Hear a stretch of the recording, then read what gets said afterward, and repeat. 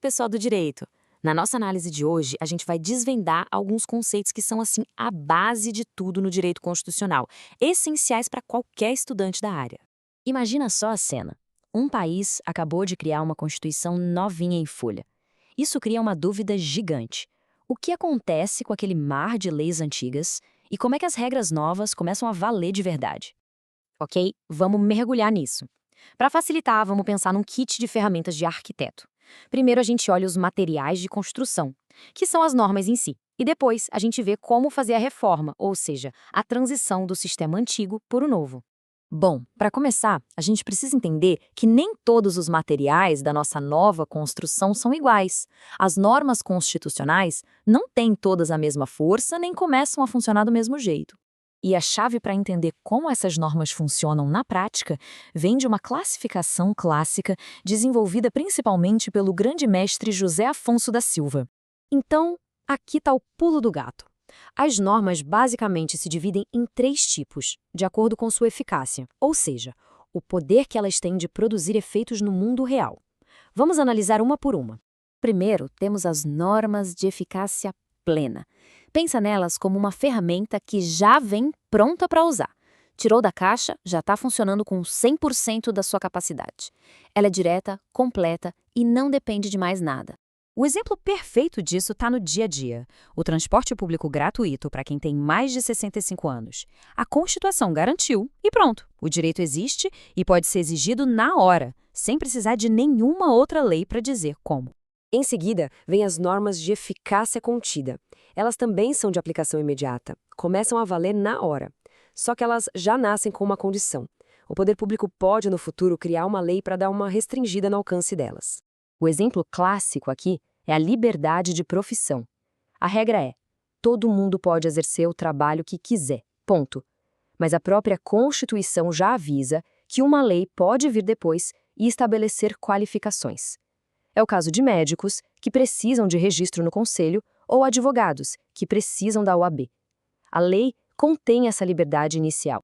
E, por fim, temos as normas de eficácia limitada. Essas são como a planta de uma casa. A promessa do direito está ali, no papel, mas para ela virar realidade, para construir a casa, precisa de uma outra lei que regulamente.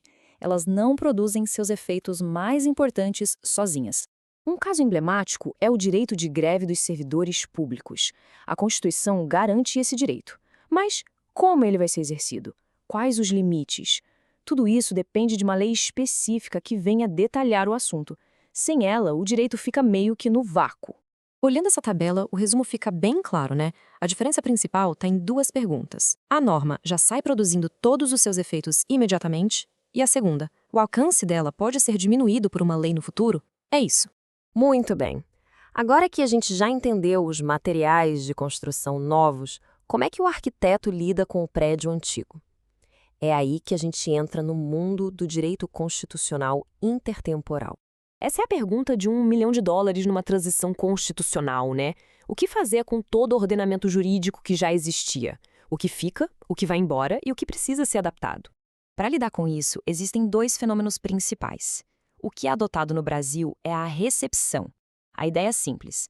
Toda lei antiga que for materialmente compatível com a nova Constituição é acolhida, continua valendo.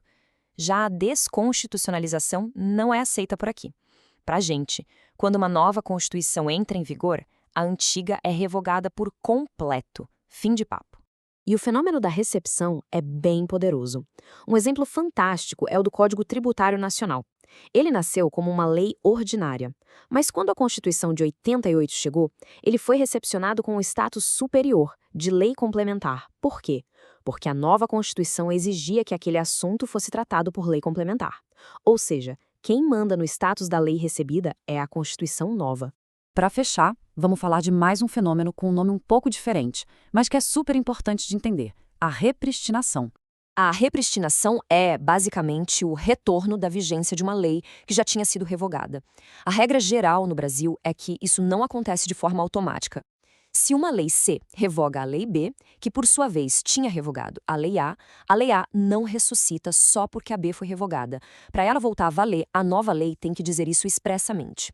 Mas, como quase tudo no direito, tem uma exceção importante: o efeito repristinatório tácito. Vamos com calma. Imagine que a Lei B revogou a Lei A, só que, tempos depois, o STF declara que a Lei B é inconstitucional. Se ela é inconstitucional, ela é nula, é como se nunca tivesse existido. E se ela nunca existiu, ela nunca pôde revogar ninguém. O resultado? A Lei A volta a valer automaticamente. É quase um efeito dominó ao contrário. No fim das contas, o que tudo isso nos mostra? Que o direito está longe de ser um conjunto de regras paradas, estáticas. Ele é um sistema dinâmico, uma construção que está sempre sendo renovada, reinterpretada, principalmente em momentos de mudança constitucional profunda. É um processo contínuo e, sem dúvida, fascinante.